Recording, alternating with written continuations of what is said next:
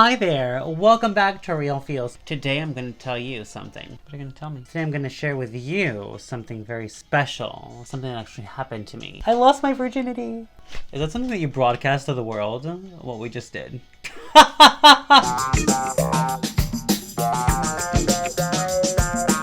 Today, we're learning about something here that happened. Now, let me just tell you something here. As a male here, on my journey of life, I'm learning so much about myself. And I don't necessarily need to sleep with the world to figure out who I am. I just sleep with a few people, and then I already know who I am. I'm just kidding. A little bit, partly. As a gay male, maybe, there's like different kinds of virginities that you can lose. Let me just tell you that one of my virginities that I lost, which I guess is like your real virginity. Like, I guess I lost my gay virginity when I was like 18 in my grandparents' house with a guy named Eric, which was really great.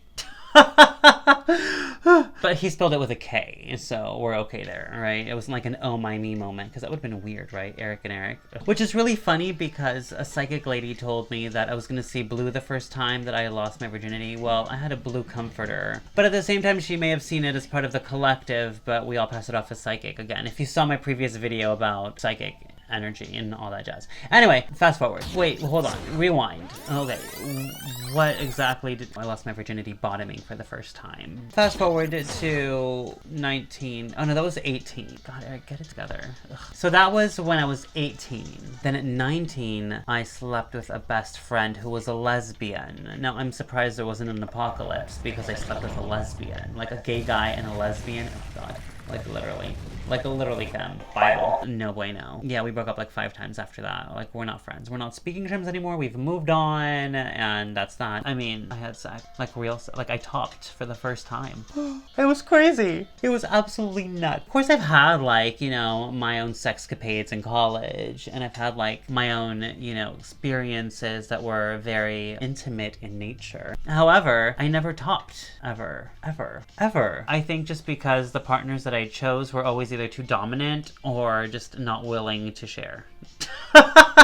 Really, they didn't want to share. So I'm on this website and we're chatting and you know, one thing leads to another. I was just having like an impulsive moment, and like the next day I just decided to show up after their dinner party because it just coincided with our schedule, really. And they happened to be local. When I say they, it was a married couple. It was a threesome.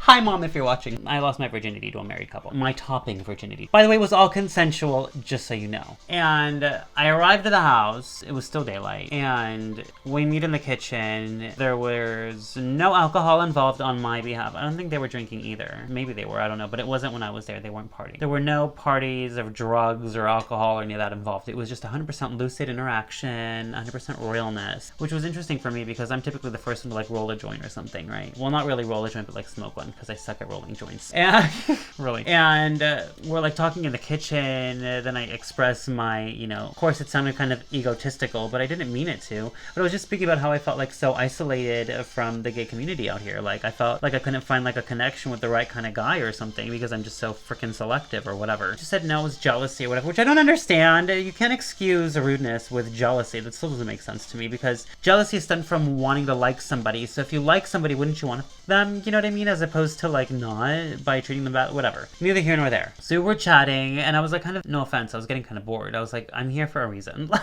hello. So I'm like, so you guys gonna give me a tour of the house or whatever? So they took me upstairs. They remodeled the entire house. The house was totally beautiful. Like it was really enchanting vibe. Like if the Swiss Family Robinson was like a gay family and they redid their entire house, this was what it would look like, really. And it's what I loved about it. So I got the tour. We were upstairs. I went through like the rooms as if I was gonna buy the house, which is really cool, you know, like as if I was going to be like the live-in, which is kind of like a pseudo also job interview for me because I was like, well, if you need an assistant, I'd be your assistant and your assistant. But nothing happened of that assisting sort in that career. It was very short-lived. We ended up back into the bedroom, and one of the gentlemen lowered the blinds while the other one like dimmed the lights, and we just got all snuggly wuggly. And then it was just a lot going on because it was 2 bodies on 1. Or 1 body on 2. So it was very interesting. I'm not gonna lie there. And then I got offered the position of a top by one of the partners. And I was like, yeah, do you have protection? Because I didn't bring any. Duh. Because for hello, I know Eric, but like I didn't think like I was going to, because typically my sessions don't involve any of that at all, really. And so I did, and then I was guided to know like really how to like find your groove and how to like initiate, because it's really important if you're going to be a top. You need to know how to initiate, but consensually. And then the other partner was like behind me, guiding me, and it was really interesting. That's all you need to know about that. Then afterwards, it was like a mini shower involved, and then I went home, and that was that. But it was a great experience because it was very out of body, very surreal, and very much of a reminder that you need to celebrate your love and yourself and your body. Just be careful with who you share your energy with, who you share your body with, and your sexual energy with. It's really that simple. So just be in the right kind of company if you're going to do that. Suffice it to say that they were great teachers. Unfortunately, we only got to hang out once because they moved out of state, but they were great teachers nonetheless. Like I learned some things about myself that I didn't know, you know, and it was just great because I had a guide, and not everybody gets that kind of experience and will just go for it. And for me, I got to learn. I got to learn not only by someone who was actually in a marriage, and this was really difficult for me to even think about doing because I always thought about like karma and like coming in between people and their marriage, but I had to step outside of myself and first of all acknowledge the fact that I'm an Aquarius and I'm kind of quirky like that. Also mainly because I'm really selective and just really picky, and I'm getting to the point where maybe I'm just solo sexual and meant to just be with myself because I haven't found the right jelly to my almond butter, okay, because we don't do peanuts, okay. So